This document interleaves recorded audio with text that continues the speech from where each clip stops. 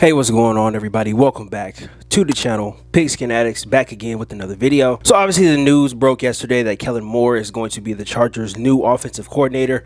Now, I dropped that video yesterday. That was just raw thoughts, a raw reaction to the hiring. But today I am getting into it a little more. We're going to do a little deep dive here, and I'm going to explain to you why this was a good hiring. And I think this has the potential to be a great hiring. This could really go under the radar, especially if the Chargers are, operating on all cylinders on offense during the 2023 season. This hiring could really, fly under the radar as one of the best. And I'm going to explain to you why I believe that. So obviously, Kellen Moore has been the Dallas Cowboys offensive coordinator the past 4 years.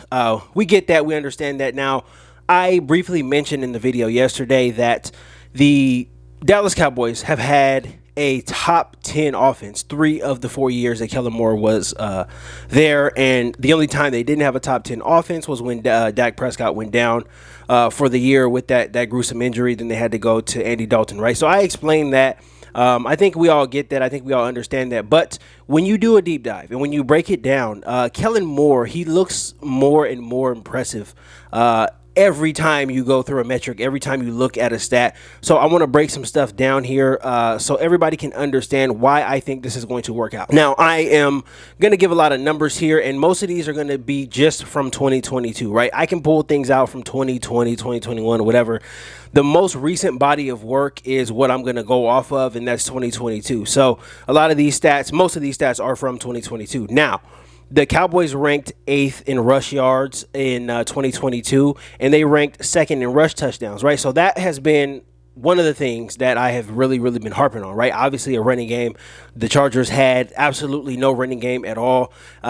If Kellen Moore can come in and develop that running game, it doesn't have to be one of the best in the league. It doesn't have to be, a Derrick Henry type of running game, where you're giving the ball to a running back 30 times a game. It doesn't have to be that. The Chargers just have to be able to have that threat, right? They have to be able to take the ball out of Justin Herbert's hands. He can't throw the ball 50 times a game, right? That's obviously not feasible. So you need a strong running game, and that's what I'm looking for from Kellen Moore. And obviously, the Cowboys were top 10 in run, right? In the running game, rush yards, 2nd in touchdowns, right? So I think Kellen Moore knows what he's doing as far as the run game goes. Now, this number here is extremely impressive, and to me this is probably, if not the most, one of the most impressive things about Kellen Moore and his offense, right? First in red zone touchdown percentage, right? So if you get the ball in the red zone, you are more than likely going to be able to punch the ball in, right? You take field goal kicking completely out of the equation, right? You're able to mitigate some of those potential disasters that you might have if you're able to punch the ball in the red zone. The Cowboys were number 1 at that last season, right? So that is something that is going to travel with Kellen Moore, I believe, being able to punch the ball in the red zone. And I made mention of this yesterday. Kellen Moore is very good at matchups, right? When the Cowboys had a matchup, he was very good at exploiting it, right? Didn't matter who it was, CD, Amari Cooper, Dalton Schultz, Tony Pollard. He was good at exploiting matchups. So anytime there was a mismatch, he was going there. So I think that is going to be very crucial for the Chargers in 2023. Being able to score in the red zone will alleviate a lot of issues, and it can mask a lot of issues on the defensive end as well, too. So I think that is the number 1 metric for me where I'm looking at this and saying, okay, I think this will work. Red zone touchdown percentage. You're able to score in the red zone. You're going to be a really good team. Now, this is also a very impressive metric here. The Cowboys last year, 2022, 5th in third down conversion percentage. Again, that is something that plagued the Chargers, pretty much the entire Joe Lombardi tenure. Third down, what are you doing on third down, right? I don't know how many times I went over it. I don't know how many times I broke it down, with film and all of this stuff. Third downs were obviously a problem, especially last season when, Mike and Keenan went down. Third downs were an issue. So if you're able to get first downs, right? If you're able to convert those, right? Some of those third and longs, right? 3rd and 7, 3rd and 8s. If you're able to convert a lot of those, if your conversion percentage is up there, again, you are going to be a very dangerous team. You're going to be able to get up and down the field, right? And you're going to really, really put pressure on defenses. So again, this is what Kellen Moore brings. So as you dive into the numbers, right, you can get a little more excited, and that's why I wanted to make this follow-up video, so we can get a little bit more in detail here. Now, this is a number here that it's puzzling, right? It's puzzling. It lets you know that Kellen Moore knows what he's doing, right? The Cowboys 30th, right? Almost last in the league in interceptions. We know Dak Prescott had probably the worst season of his career in 2022. He had the worst season of his career, and he missed 5 games, and he led the league in interceptions.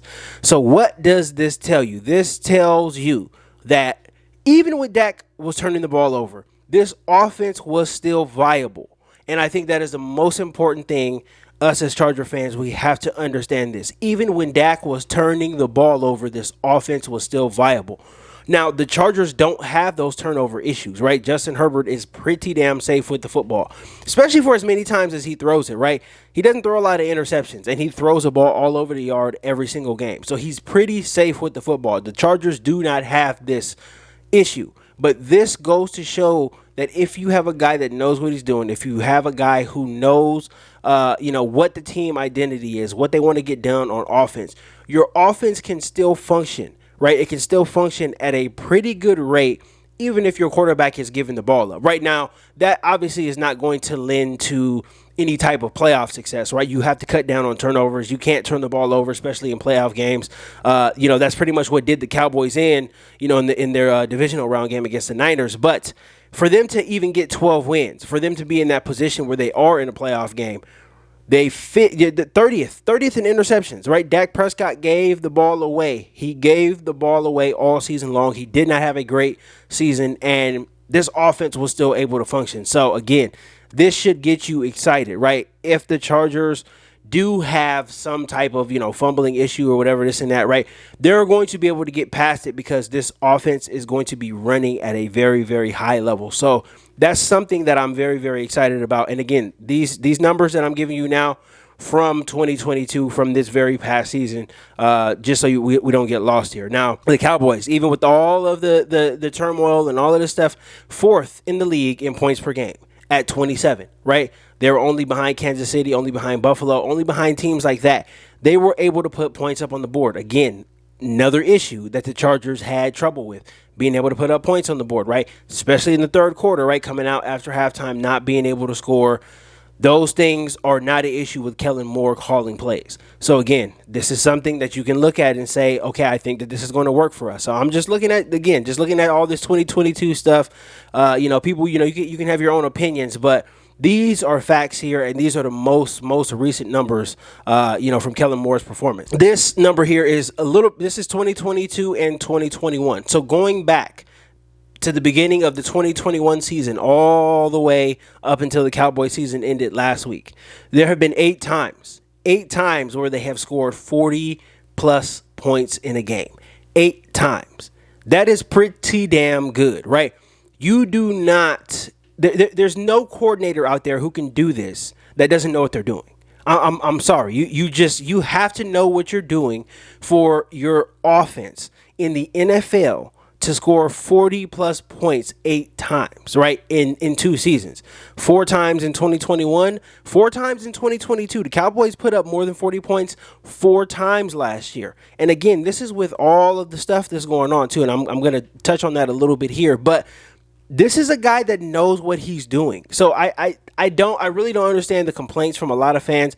You can't just be emotional about this. Go into the numbers, look at it, and see if that works, right? Kind of translate some of those numbers to what the Chargers might be able to do. Does that work? The scoring 40 plus points on offense, does that work for the Chargers? You damn right it works. It works. So, again, that's why I'm kind of doing this deep dive here, because I think that this is going to work, and I think Kellen Moore, I think he's going to be able to have success. I just do. With Justin Herbert, with this offense, especially if the Chargers retool in the draft, free agency, I think this is going to be able to work. So this is why I'm breaking this down. When it comes to who the Cowboys have, right? who is Dak Prescott throwing to, right? Who is, gaining yards, scoring touchdowns for the Cowboys? I think this is, to me, very, very telling of the type of offensive coordinator that Kellen Moore is, right? Now, CD Lamb is their number one, the Cowboys' number one receiver. Obviously, he's been the number one receiver since Amari Cooper got traded, and, he's going to be the number one guy going forward. So, CD Lamb had an excellent season in 2022, 107 receptions, 1,359 yards, and 9 touchdowns, right? That is a pretty damn good season from, any receiver, right?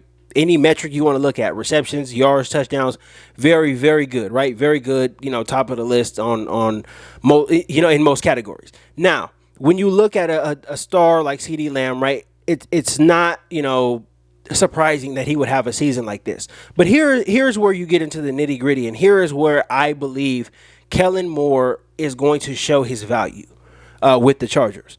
So CD Lamb, obviously the Cowboys' number one receiver, obviously led them in all receiving categories by a long shot. Here's number two, right? The number two person on the Cowboys in receiving was Dalton Schultz, a tight end. Dalton Schultz had 577 yards as the second receiver on this Cowboys team. So what does this tell you? This is almost, and it's damn near a 1,000-yard gap between your number one and your number two. This is 800 yards. It's almost 800 yards of a gap between your number one and your number two targets. What does this tell you? This tells me that Kellen Moore can get everybody involved in the offense. And this is the biggest thing that I wanted to see. He can get everybody involved in this offense. Yes, you're going to have a superstar like CeeDee Lamb. Yes, they're going to get off. Yes, they're going to have all their numbers. And, with the scheme that the Cowboys were running, they were able to scheme CeeDee Lamb open a lot, right? You don't get 107 receptions not being open. He was open a lot, and they got him open. But this tells me that everybody else can get involved. So when you look at this and when you translate this to the Chargers, right?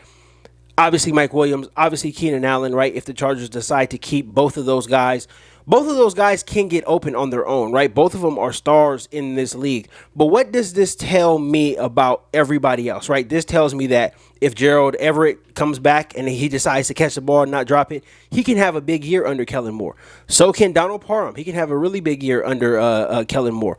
If Jalen Guyton decides to come back, he can have a big year under Kellen Moore. This lets me know that the scheme works because everybody else's numbers after CeeDee Lamb are pretty much, they're pretty much where they should be, right? They should be on par for your second receiver, your third receiver, all of this type of stuff, right? And they're much closer, right? 577 yards. The third receiver, I believe, is at 400 and something yards, right?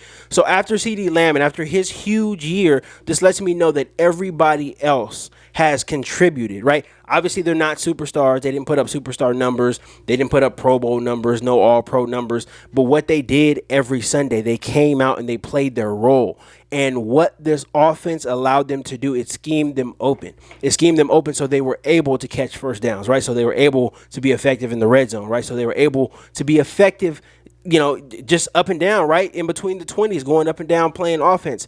This scheme that Kellen Moore runs, right? This is a very, very similar scheme to what the Pep Hamilton, the Shane Steichen stuff. This is a very, very similar scheme that Justin Herbert ran when he was a rookie. So to me, this lets me know that this is going to work, right? This is going to work. And it's not just going to be, bombs away downfield, right? This is a scheme that can get everybody involved. It can really have something in it for everybody, right? And no matter what you do, if you're not a speed guy, if you're just a zone guy, right? You run routes against zone coverage, you sit down in the middle. There's stuff in it for those guys. There's stuff in it for guys that go down the field, right? There's stuff in it for your tight ends. This offense has the potential to be a top 5 offense. And again, I'm just digging into the numbers. This is 2022, the 2022 Dallas Cowboys. Dak Prescott, worst season of his career. Zeke Elliott eating up a lot of the salary cap having one of the worst seasons of his career as well, too. Zeke was under 4 yards per carry this past season. Tony Pollard, he got over 1,000 yards, just barely got over 1,000 yards. But, they kind of had a two-headed monster. Zeke was not as effective as he normally is, though. I do believe it'll be his last season with the Cowboys. But when you just look at this from an objective standpoint, right, and you look at all of the production of the Cowboys players, you're saying that this was a pretty damn good offense. So, to me, it was shocking that the Cowboys let Kellen Moore go, especially when you look at all of the mitigating circumstances that the Cowboys had to deal with, right? Turnovers, a very, very, very overpaid, aging running back, obviously an overpaid quarterback at this point right now, too. How much of the salary cap is Dak and Zeke eating up between those guys, right? And both of them didn't play well this past season. But you still got 12 wins, right? You're still fourth in points per game scoring. You're still first in red zone touchdown percentage. This is a real offensive coordinator that the Chargers have. It doesn't matter if you like him or not. These numbers cannot be disputed, right? This is a lot of success. This is a lot of good stuff. And then when you throw in their offensive line issues as well, too, they had to shuffle their offensive line around, right? Charger fans, we know that. We had to do it a few times as well. They had to shuffle their offensive line around. They didn't get Tyron Smith until late into the season. So their offensive line wasn't world beaters either, right? So this was a patchwork group of offensive linemen, and the Cowboys were still able to put up these numbers. Kellen Moore was still dialing it up. This is very, very impressive. Again, I don't know why they let him go. I guess he's the scapegoat. Mike McCarthy will be calling plays for the Cowboys now. Last time we seen Mike McCarthy calling plays, he was absolutely atrocious and horrible. So good luck to them on that. But Kellen Moore fell into our laps, just to be honest. He fell into our laps. I think that this is going to work. And again, before you have any emotional reactions to it and all of that stuff, look at the numbers. Look at what's going on. Look at all the mitigating circumstances that are happening with the team, right? And then make your judgment off of that, because a lot of people just don't like him because he was with the Cowboys. And to me, it doesn't matter where he came from. Does he know what he's doing? Yes. Is he experienced? Yes. He's called plays for 4 years, right? This is the most experienced young guy that was out there at the market. And, the Chargers scooped him up, and I think it was the right move. I honestly think it was the right move. Going over just a few numbers, right? I could really list a lot more numbers if I wanted to. I can get into all of that, analytics type stuff, and I'm not going to do that. That's going to bore you guys. You guys are not going to watch the video, but I'm just saying, look at this from an objective standpoint. Make your own decisions, because there's a lot of good stuff that cannot be disputed when it comes to the resume of Kellen Moore, and that's all I'm getting at here. So I think it's going to work out. I think this is a home run hire by the Chargers, home run hire by Staley, home run hire by the Spanos family. I come on here and I rip them all the time, but I got to give them credit for this. This was a very, very good hire, and they snapped him up right away, right? He didn't even have a chance to hit the open market. Nobody else got to talk to him. They were ready to do business right away, so credit to them. Kudos to them.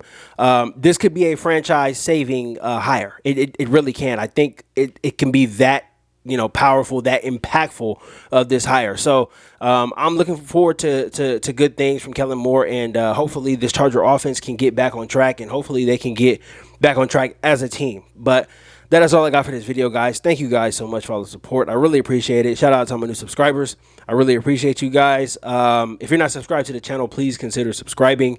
Hit that button below and the bell notification as well, too. And don't forget to smash that like button on your way out as well, too. I'll be back again tomorrow with more content. And until next time.